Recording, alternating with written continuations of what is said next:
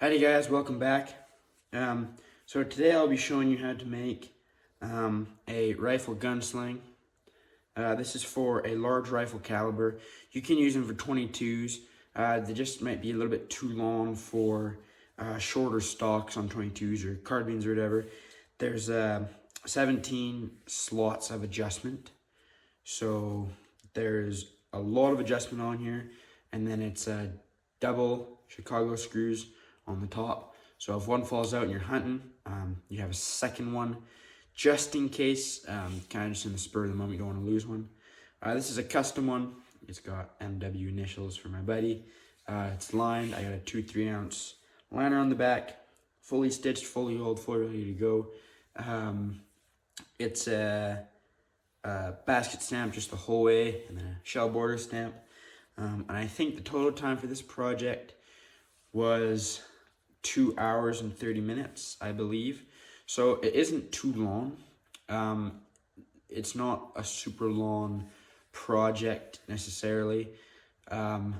It's just a lot of time waiting for things to dry. The stamping probably only took 20 minutes at the most. Didn't take very long, but it's quite a bit of stuff to do. Like, you gotta cut liners, you gotta trim, you gotta sand, just a lot of the little stuff. Yeah, so I hope you enjoyed the video, and we'll get right into it.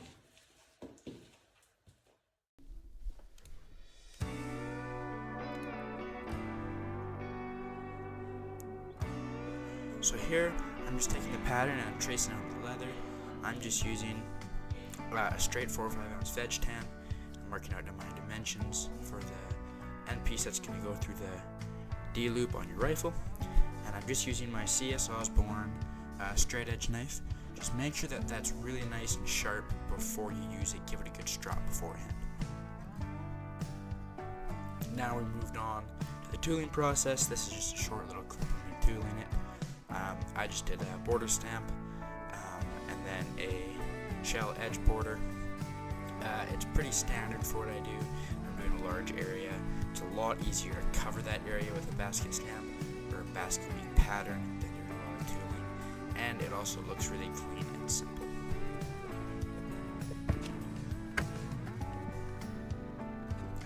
We've now moved on to cutting out our liners.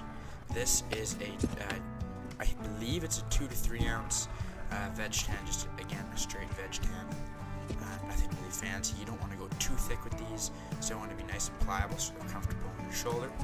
And I'm using old 1952 CS Osborne roundhead knife, and I also just sharpened a knife that I had just gotten, and I want to test it out, so that's what I'm moving on. The next step we're doing here is we're just gluing the liner and the top piece together, and that blue painter's tape is just to keep the leather from stretching while I'm tooling it. Don't want that to expand too much because you're whooping on that pretty hard. Now I just use any glue you can find at the hardware store. It's just, I don't know, maybe a Wellwood. It's nothing crazy, it's just contact cement. And I just did one coat here.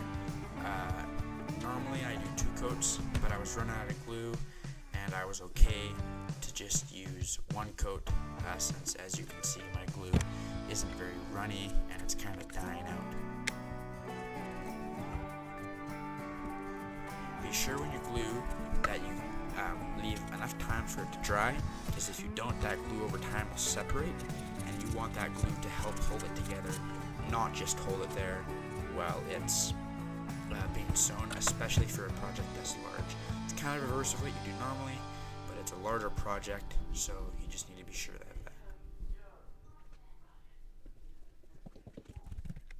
So I went back and grabbed, I have a steel bar, and I use it to work out any air pockets that might be in the oil, or in the leather. And I have already oiled and done all the processes that I need to beforehand. And I'm just taking a hammer and I'm tapping it. This isn't normally my normal workspace. I'm working on the freezer just since I don't record. Here I'm just taking a razor blade, trimming off all that excess because I need to have a straight edge when I stitch.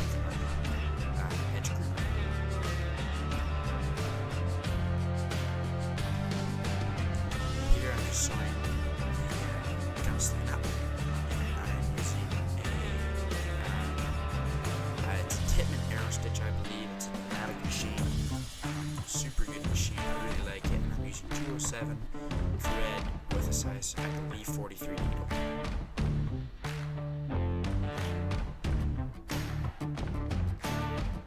Just be sure when you're going around those corners that you slow it down nice so you can get a good even corner, and always overstitch. You can always go a little bit farther than you need.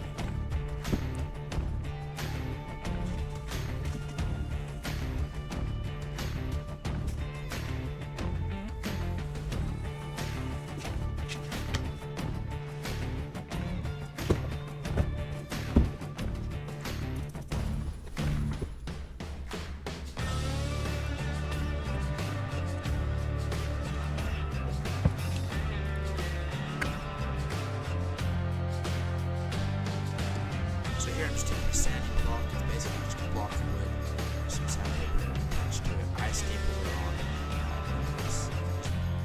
That's what I do. I'm just sanding those edges flat so that I can come back with an edge skyler or an edger and round around those corners. But you gotta be sure that that liner and your top piece that you tool are even. So if they're not, it just doesn't look very good or very professional. You want to make those edges nice and smooth and consistent. At this part of the process, I'm just taking wool dauber and some water, and get that edge nice and wet. You don't want it to be too wet or too dry. And I'm using a chunk of glycerin saddle soap. It's a slicking compound. It cleans, I believe it oils, it does all kinds of stuff.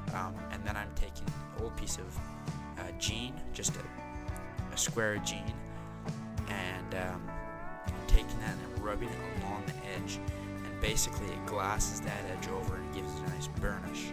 It's a really nice, clean, professional look, and I don't believe I went any further than that. I might have dyed the edges, but I don't remember on this particular one.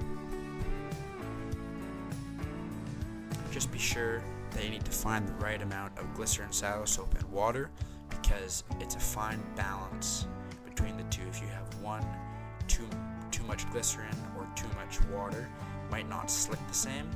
And be also sure to put your work that's this long flat on the edge, so that when you're working you can push down and it doesn't crease over your edge, because sometimes that top grain of leather will fold over, and it could be a lot of things. It could be poor quality leather, or it could be you're just pushing too hard. So make sure you work the tops and the bottoms of that hide, of that piece, before you go onto the very edge, so it's a nice smooth burnish.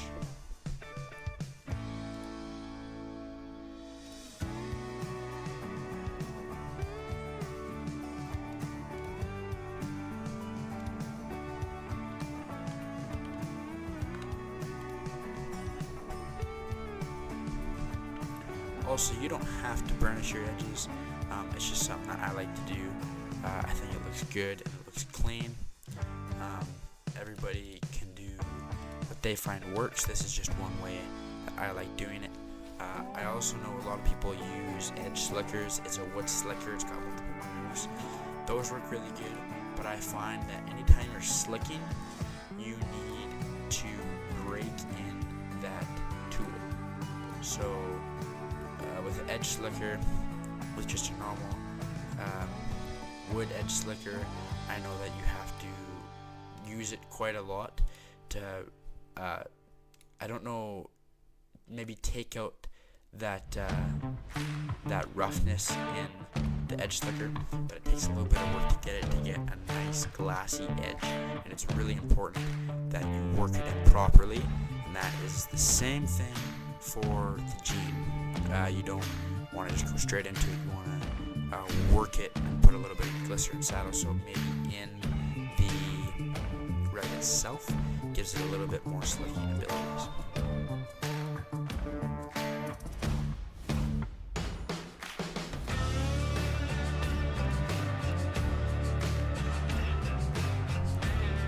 So now the slicking's done, we're just going to move on to punching holes. I do not remember what size hole it is, but it needs to be large enough or the right size for a Chicago screw. That's what I use for keeping my screws in place, and I'll just use a pencil to mark out the first two holes, and then I'll use wing divider and I'll space them 1 inch apart along that long edge so that they're nice and consistent in the center. And I'm also going to be putting in 4 holes at the top, as you'll see me do there, also at 1 inch apart. And this is just an old set of CS Osborne punches. They're a little bit dull, but that's okay, fairly easy to sharpen. I also like to give a lot of adjustment for the user